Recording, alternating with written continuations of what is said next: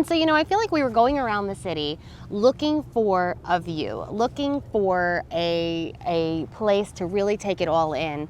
I think our experience was so on the ground for the majority of our time that we were just looking to get out of those canyons. So we decided that we're gonna unwind a little bit, exit Manhattan and head into Brooklyn. It's another borough of the city, but it's like more of a neighborhood space. And also Brooklyn is a great spot to get another view of New York looking back at it. But we're seeing left and right notices that Brooklyn stations are closed. There's no elevator access. It's shut down till the next year. I mean, it literally is shut down for a year. And, it just felt like there has to be another way, right? So because we had the pushchair, we could call a taxi. It seemed like a great idea at the time.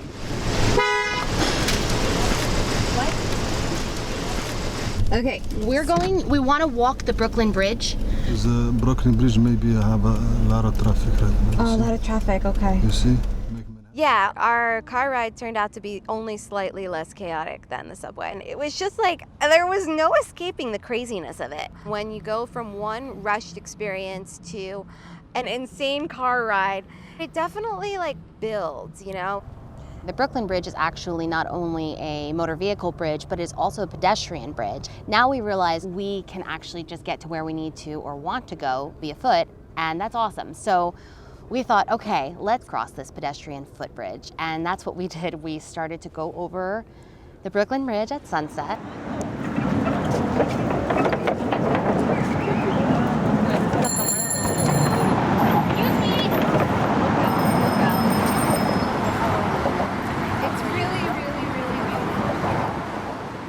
Crowd in general is a tough thing for me, but I'm trying to weave Jenny in and out of this crowd. Laura winds up responsible for navigating two people. And in a place where it's hard to navigate one, you can just imagine how taxing that is and just how focused you have to be to make sure that that gets done in a way where I'm not crashing into people or taking people out on my route. The bridge is slightly uphill, so I'm pushing her, and it's just feeling like, oh my gosh, this is crazy, because every time we go around a crowd of people or make our way continuing forward, there are bikes going by screaming at you, get out of the bike path, get out of the way, blowing whistles, bike path, and you're just almost hit by these bikes going, I'm not kidding, 40 miles an hour. They're going so fast, and that's normal? I don't understand. It's normal for them. It's not really normal for us in any way.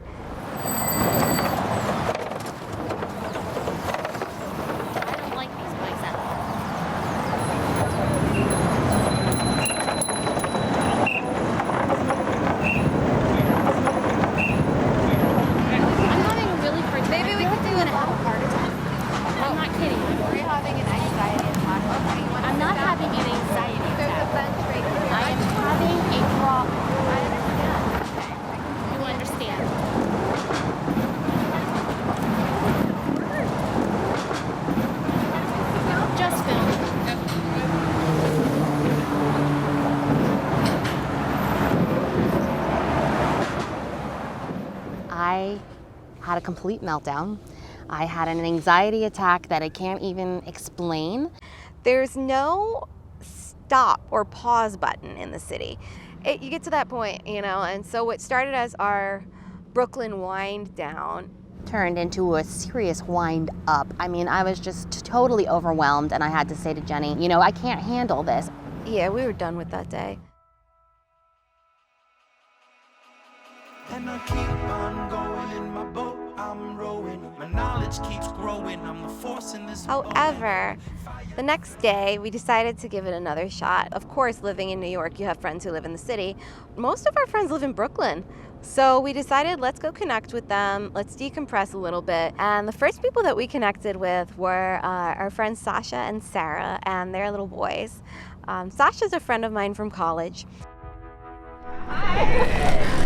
Hello, everybody. Hi, Judah, Oliver. I'm so glad you guys made it. They've got some challenges of their own, and we kind of wanted to just see how they're living life and what their experience of the city is like in a slightly different place than Manhattan. Welcome to our neighborhood. Judah, can you say hi? Say hi to our friends. I can't believe the flowers in this neighborhood. It's so beautiful.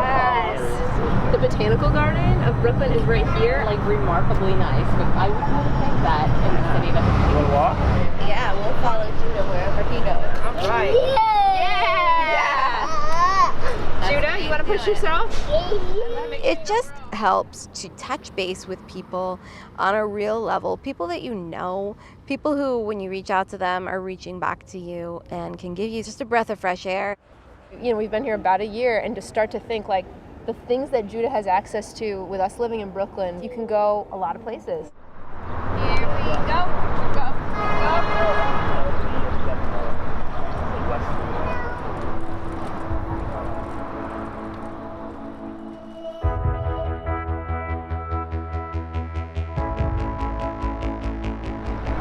You want to get out?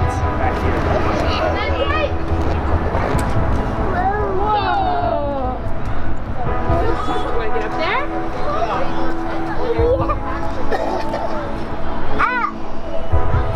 Then Mom pick up.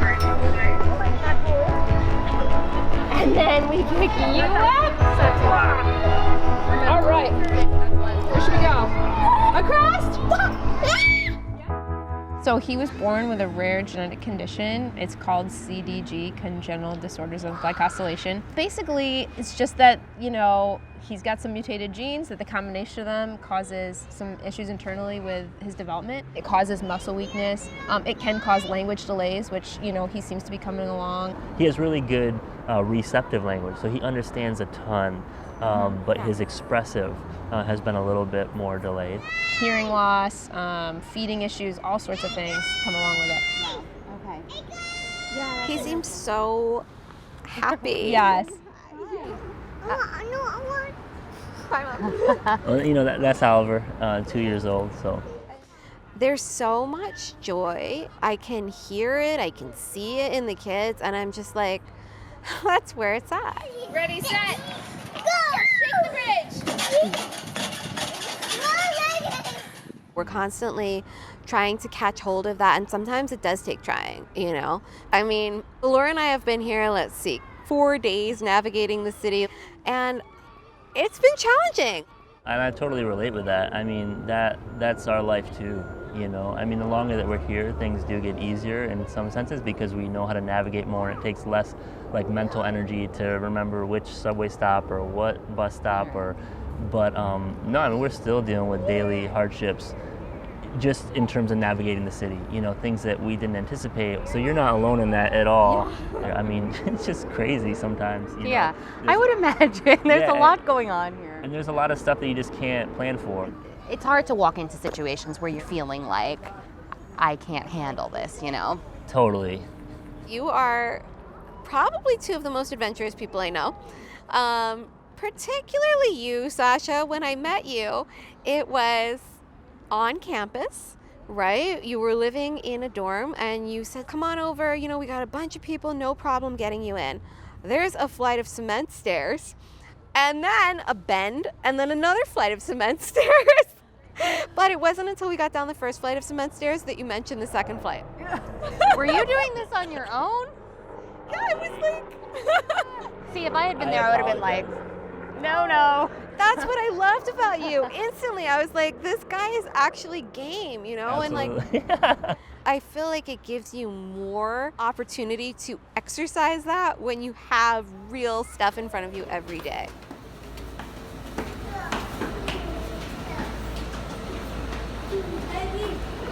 So you get on the subway.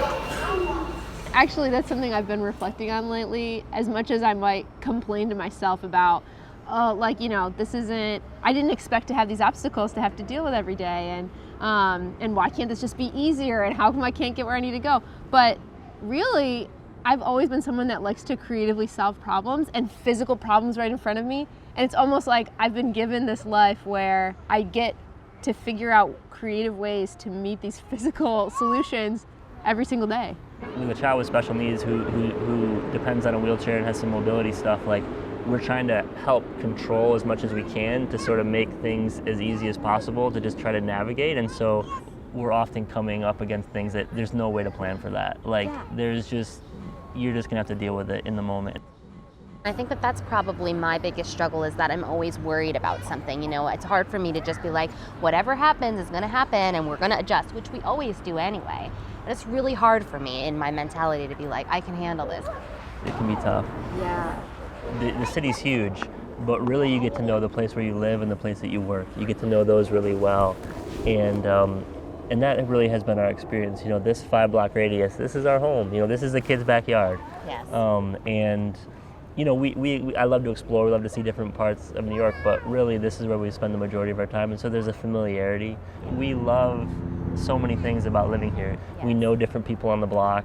They know Judah, and there is kind of some comfort, you know, in Definitely. that. For everything Judah faces physically, thankfully for him, social ability hasn't been hindered, and he loves to interact with people. He wants to be engaged. He wants to be challenged, and he wants to learn. Judah, I mean, and Oliver will do it too, but Judah especially like just has this way of like opening people up, and the way that we've been able to interact with people and meet people has been pretty incredible. That's awesome. Yeah, just to see him do that. So as we reflected on being here, we're like, wow, you know, despite the challenges that are definitely here in terms of navigating the city, there's some real beauty and benefit in him being able to navigate his neighborhood and have access to these really cool things right outside of his door. I mean, it's just so diverse, and that's like a big value of ours, is that our kids will grow up in a kind of global environment, which we love. That's awesome. Everything is there. Yeah. It's like it makes this big, giant world small to you. Yeah, and that's a lot of the way that we live like everyday life. I mean, we don't, as a whole family, leave our neighborhood a whole lot. But yeah, I mean, even families that have typically developing kids, I think they don't leave their neighborhood a lot either. Just because, true, huh? I mean, it's a lot of energy to get a stroller on the subway, and It just seems, to me at least, a little bit overwhelming when I'm down there. And I just think to myself, oh my gosh, I don't know how people do this all the time, you know? yeah.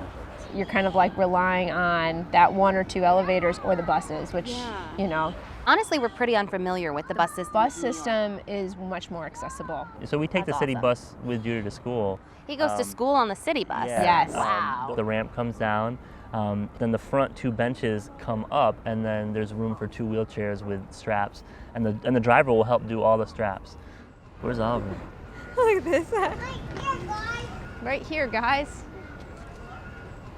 When you see the subway being number 1, you don't really think about the bus. That's like night and day from the subway. I mean, the fact that you guys mentioned that like opens a whole other world to us. Yeah, definitely. Clouds make it rain, 40 days fast insane. Now I drive my own train, face my own pain. I take it again, go at it again, go at it again. Felt so many times I can't even explain. Learning how to deal with these crash landings. Took off and tell a friend now, run it again. Tune in on a beat, iPhone no pen. Let a moment in time. Seeing Sasha and his family was kind of a turning point to get a perspective on living with a real set of challenges that goes way beyond the challenges that you and I have. They're dealing with it every day, you know, and as we're seeing constantly in the city, every day is a new day with new challenges and new unexpected things that pop up. So we definitely came out of that visit like level.